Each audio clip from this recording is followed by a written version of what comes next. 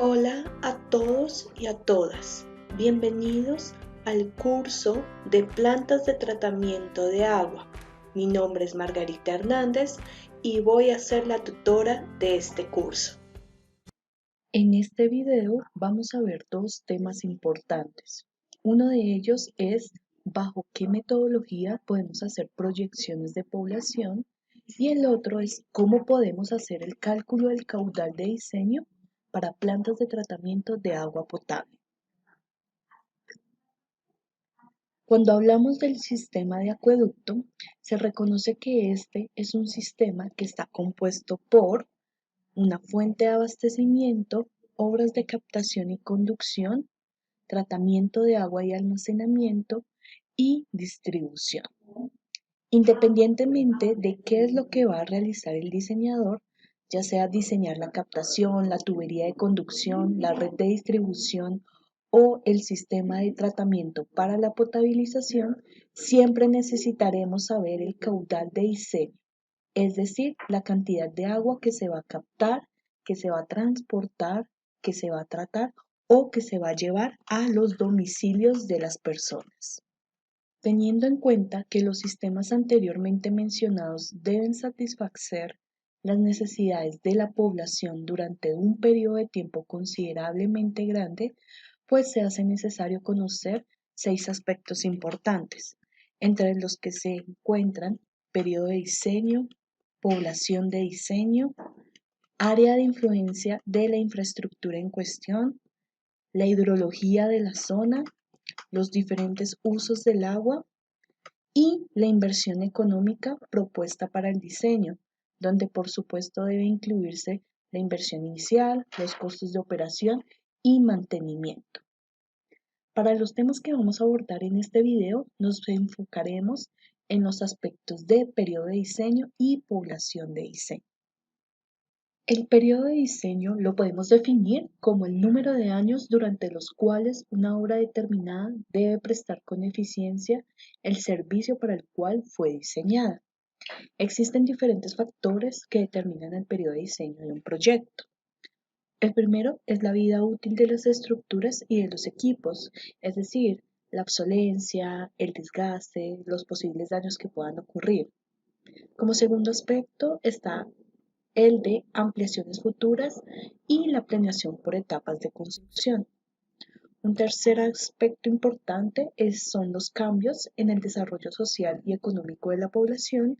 Y un último aspecto es el comportamiento hidráulico de las estructuras cuando no están funcionando a su plena capacidad.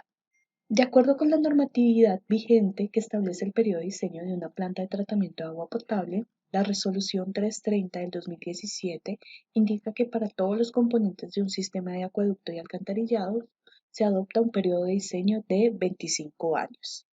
Una vez se haya definido este horizonte de diseño, podemos definir cuál sería la cantidad de personas que a lo largo de los próximos 25 años van a requerir demanda de agua potable. Para el diseño de un sistema de tratamiento de agua potable es necesario conocer la evolución de la población con el tiempo para definir el caudal de diseño, ya que este depende del número de habitantes. Un lugar se caracteriza porque su tendencia de crecimiento poblacional se comporta de esta manera, como si fuera una S, donde en esta primera parte la tasa de crecimiento entre A y B tienen un comportamiento geométrico. Una segunda parte, que sería entre B y C, tienen un comportamiento lineal. Y en la última fase, entre C y D, la tasa de crecimiento tiene un comportamiento logarítmico, hasta que llega a una densidad máxima de población conocida como población de saturación. Sin embargo, se deben tener en cuenta que los estudios de población son normalmente muy complejos. Todas las variables que no son siempre cuantificables pueden interactuar con este tipo de estudios. Eventos inesperados pueden ocurrir, lo que puede cambiar completamente la trayectoria prevista del crecimiento de población. Por ejemplo, es importante estudiar las características sociales, culturales y económicas. Por otro lado, también hay que tener en cuenta el futuro desarrollo del lugar al que va dirigido el diseño y la construcción de la planta de tratamiento de agua. Entre eso, se debe estudiar aspectos como el turismo, el desarrollo industrial y comercial e incluso las políticas o planes de gobierno a nivel macroeconómico. Por lo anterior, es importante el sentido común del analista en la elección del método de pronóstico poblacional y en la interpretación de los resultados.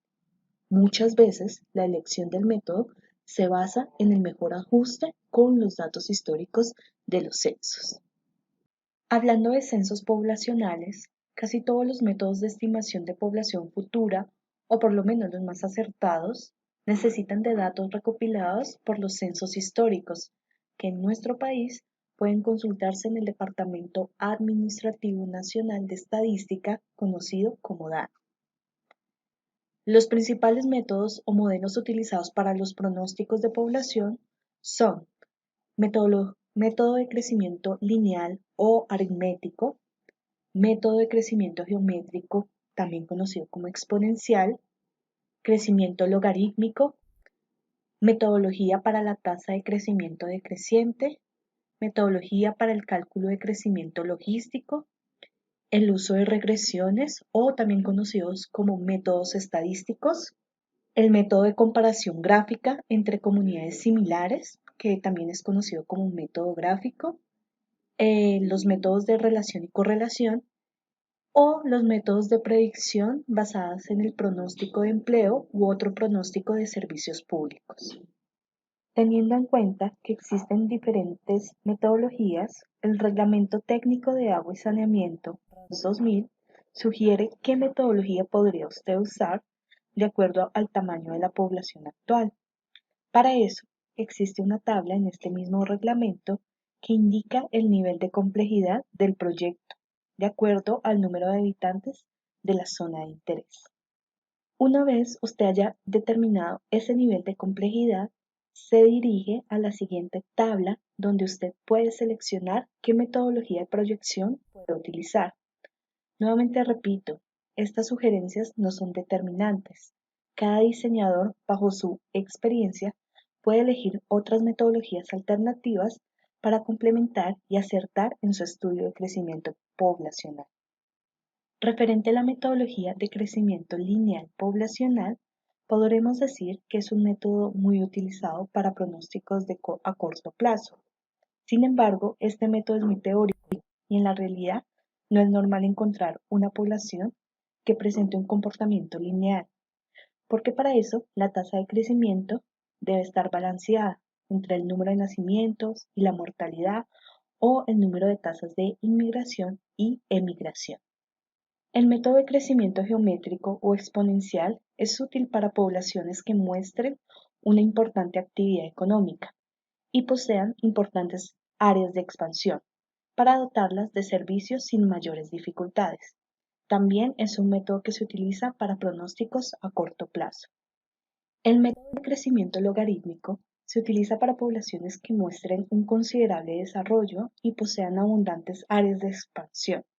Este método se puede utilizar siempre y cuando se tengan por lo menos 3 datos de censos históricos.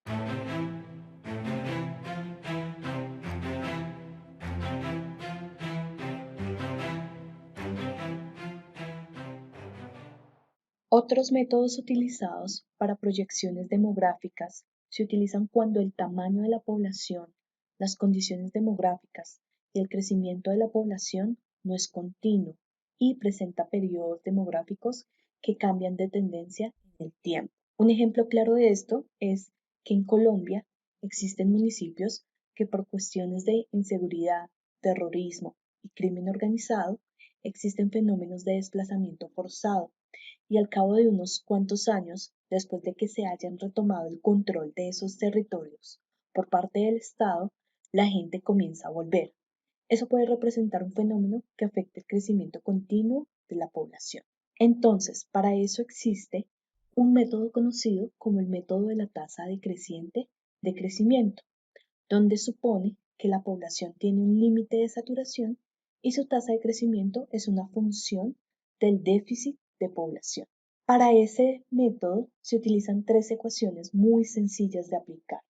Una de ellas es para calcular la población de saturación, la otra es para calcular la tasa de crecimiento, K sub D, y la última para calcular la población en un determinado año T. Se debe tener en cuenta que se puede utilizar este método siempre y cuando se tenga por lo menos 3 datos de censos históricos. Otro método que se puede utilizar es el de crecimiento logístico.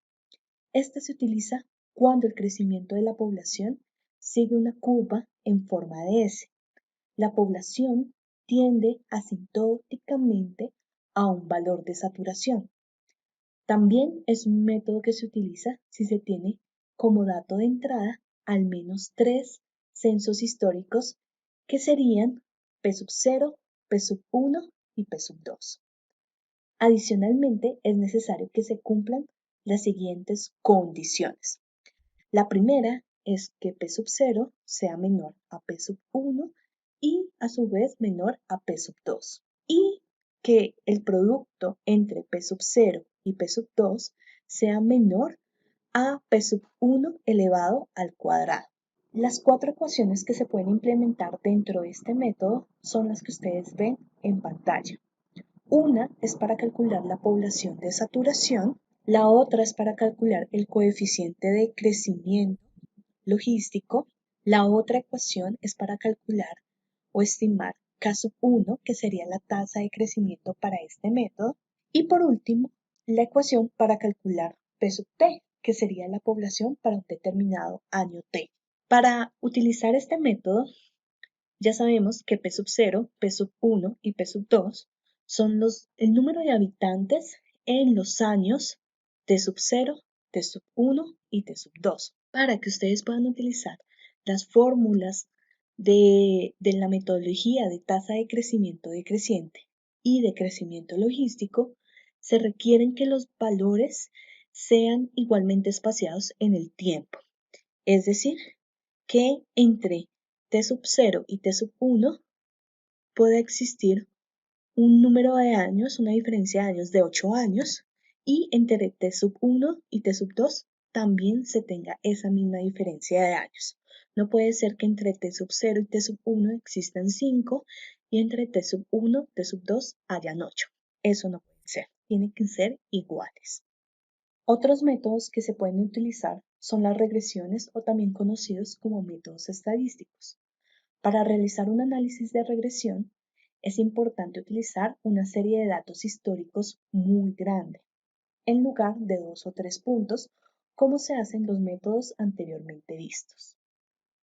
Con los valores de los censos históricos, se puede realizar un gráfico de dispersión por puntos para luego generar una línea de tendencia en Excel, por ejemplo, y seleccionar el tipo de línea de tendencia que más se ajuste. ¿Con qué yo puedo revisar el mejor ajuste? Con el valor de R al cuadrado. Por lo cual, este ajuste puede ser una regresión lineal, una regresión logarítmica o una regresión exponencial, entre otras. Una vez haya realizado esto, usted le puede indicar al Excel que le muestre la ecuación del gráfico y ahí tendrá una ecuación similar a esta, o a esta, o a esta, donde X sería el valor del tiempo y, por supuesto, sería la variable independiente, es decir, la que usted seleccionaría de acuerdo al año que corresponde al periodo de diseño. Y Y sería el número de habitantes en ese año que usted seleccionó. Otro método que se puede utilizar es el método gráfico. El método gráfico consiste en una comparación de manera gráfica de la población de estudio y de otras 3 poblaciones del país con determinadas características. Se presume que la población de estudio tendrá una tendencia de crecimiento similar al promedio del crecimiento de las otras 3 poblaciones. Este método generalmente se utiliza cuando la información de los censos es insuficiente y o poco confiable, por lo cual el uso de otros métodos como el geométrico o el exponencial arrojan resultados que no corresponden a la realidad. Ahora la pregunta es, ¿cómo se seleccionan estas tres poblaciones restantes con las que yo debo comparar mi población de interés? Resulta que para cada una existe una serie de características que debe cumplir. Entre estas está la población A, sería la población que yo voy a estudiar. La población B es la ciudad o es una ciudad de la misma región similar en desarrollo, clima y tamaño. La población C es una ciudad, un municipio de la misma región que tiene similitudes en desarrollo y clima de la población A, pero con un número relativamente mayor de habitantes que la población A. Y la última, que es la población D, es una ciudad o municipio de otra región del país, pero que tiene una mayor población que la población A. Para esto vamos a hacer el siguiente ejemplo. La idea es realizar la proyección poblacional para el año 2047, que sería 25 años a partir del año 2022. Entonces, para mi población, yo tengo el siguiente registro de censos poblacionales que ustedes ven en pantalla. Sin embargo, la entidad que me brindó dicha información me advierte que son datos que no son confiables debido a diferentes factores, por lo cual me tomaré la tarea de comparar estos resultados que obtuve utilizando otras metodologías de proyección con los resultados que obtenga del método gráfico. Y haré el análisis respectivo para definir mis propias conclusiones. Teniendo en cuenta las características que deben cumplir las poblaciones con las que voy a comparar, conseguí los censos históricos de los municipios o ciudades B, C y D. Después de eso, grafiqué las 4 poblaciones de interés para la comparación. ¿Y qué voy a hacer a continuación? Voy a trasladar los orígenes de los gráficos de las poblaciones B, C y D. ¿Y cómo sería esto? Bueno, estas líneas de tendencia tienen un punto de origen que es, para la población B sería el punto de X sería 1938 y el valor de Y serían 1200 habitantes. Para la población C, el valor de X sería el año 1938 y el valor de Y sería 2000 habitantes. Y para la población D, el punto de origen en X sería el año 1938 y el valor de Y 1800 habitantes, de acuerdo con la tabla anterior. La idea es cambiar ese punto de origen y cambiarlo a el año 2018 con 5000 habitantes, donde X sería el último año censado de la población A y el valor de Y sería el número de habitantes censados en ese mismo año. Entonces, de esta manera podemos ver que en la tabla, para la población B, C y D, el inicio de su línea de tendencia será el año 2000 y con punto en el eje Y con un valor de 5000. Ahora, ¿cómo ajustamos los valores para los siguientes puntos?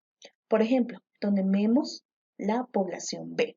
Resulta que entre 1938 y 1951 hay una diferencia de 13 años. Entonces, para ajustar los puntos de la población al punto de origen, para X tomaré el año 2018 y le sumaré 13 años, lo cual me dará un año de 2031. Para los valores de Y, me doy cuenta que la diferencia entre 1200 y 1800 es 600 habitantes, por lo cual le sumaré a 5600 y eso me dará en el siguiente punto 5600 habitantes para el año 2031 para esa población B. Y bajo esta misma metodología puedo hacer el ajuste para los siguientes puntos y poblaciones. De esta manera se garantiza que la tendencia de crecimiento poblacional de las poblaciones que vamos a comparar se mantiene igual a pesar de que hayamos cambiado el punto de origen. Después de haber hecho este ajuste, realizo un promedio entre las poblaciones B, C y D. De tal manera, al graficar esos nuevos valores, me quedará la gráfica que están viendo en pantalla. Miren que también grafiqué la tendencia promedio entre las tres poblaciones. ¿Y por qué calculo o grafico el promedio? Porque esa línea de tendencia del promedio será la tendencia de crecimiento de población futura para la población de interés. que será la población A. Ahora bien, ustedes pueden prolongar esta curva hasta el año correspondiente al final del periodo de diseño, que sería hasta el año 2047. Ya con eso, por medio de este gráfico, ustedes pueden trazar una línea vertical para el año de interés e interceptarla hasta con algún punto de la curva para luego prolongar una línea al lado izquierdo y saber el valor del número de habitantes que le corresponde a ese mismo año. Finalmente, existen otros métodos para pronosticar la población futura mediante métodos indirectos. Uno de esos puede ser el de relación y correlación, donde según la relación población del municipio sobre población total, puedo estimar y proyectar para años futuros la población de acuerdo a los registros del censo de la población de la región total. Esto mismo se puede aplicar teniendo en cuenta las proyecciones de empleo. Basado en los datos de población y el número de personas empleadas, se calcula la relación personas empleadas sobre la población total y así proyectar la población para años futuros. Otro método indirecto es el uso de las densidades de población. Los datos de densidad de población también son útiles en el cálculo de flujos y cargas contaminantes de un área o una cuenca determinada dentro de la ciudad o municipio. En estas tablas tomadas del libro que se encuentra citado aquí mismo, se muestran las densidades de población de saturación típicas en áreas metropolitanas altamente ocupadas. Por ejemplo, en esta tabla podemos ver cuál sería el valor de la densidad poblacional de saturación dependiendo del uso del suelo. Entonces podremos tener, por ejemplo, que para áreas residenciales con lotes estándar de 250 metros cuadrados, una densidad poblacional de saturación puede ser de 150 habitantes por hectáreas o, por ejemplo, tenemos este valor donde indica que áreas residenciales localizadas de manera central con una predominancia de edificios con oficinas puede haber una densidad poblacional de 1000 habitantes por hectárea. Ahora vamos a hablar sobre nuestro último tema, que es el del consumo de agua. En esta figura se plantean diferentes factores que influyen en el consumo de agua de una población. Entre estos están la temperatura ambiental de la zona. 2 sería la calidad del agua de la fuente de captación. 3 serían las características socioeconómicas del sitio o del lugar donde se va a implementar el sistema de tratamiento de agua. 4 sería la presión en la red de distribución de agua. 5 sería todos los asuntos administrativos que son los encargados precisamente de administrar los recursos económicos e incluso recursos humanos para poder construir, operar y mantener esos sistemas de tratamiento de agua. Y sexto son los medidores y las tarifas que finalmente son las que se implementan para poder costear el funcionamiento de dichos sistemas. Por otro lado, también tenemos que tener en cuenta los diferentes usuarios que demandan agua, que usualmente deben ser agua potable. Entre esos están el uso del agua por vía doméstica, el uso de agua que se le puede dar a las industrias o a las instituciones comerciales. También está el uso de agua por la operación de establecimientos públicos. Y por último, tenemos un consumo de agua que es indirecto porque realmente no es que se use, sino que es que se consume porque existen pérdidas y posiblemente desperdicios. Una de las formas menos convencionales que existen para estimar la demanda de agua, pero que se usa como alternativa en caso de que no se tengan unos tipos de datos como la población, es la consulta de valores teóricos, pero también típicos que se muestran en estas tablas. Aquí podemos observar, por ejemplo, que existen valores típicos de consumo dependiendo de las entidades industriales o comerciales que estemos evaluando. Entonces, por ejemplo, para farmacias que sean de alrededor de 50 metros cuadrados, puede existir un consumo de 500 litros por día. Por ejemplo, las escuelas que tengan un número de estudiantes mayores a 21. Eso quiere decir que es posible que el consumo en este tipo de instituciones educativas sea de alrededor de 80 litros por día. En restaurantes que tengan áreas de ocupación mayores a 50 metros cuadrados, su consumo puede ser de alrededor de 90 litros por día. Sin embargo, la normatividad vigente en Colombia, que es la Resolución 330 del 2017, menciona que debe calcularse una dotación neta máxima. ¿Qué es la dotación neta máxima? La dotación neta máxima es la cantidad mínima de agua requerida para satisfacer las necesidades básicas de un suscriptor o de un habitante, sin considerar, por supuesto, las pérdidas que puedan ocurrir dentro del sistema de acueducto. En la resolución me sugieren varias alternativas para estimar esta dotación neta máxima. Una de esas es consultar la información histórica de los consumos de agua potable en sitios como por ejemplo el Sistema Único de Información de Servicios Públicos Domiciliarios.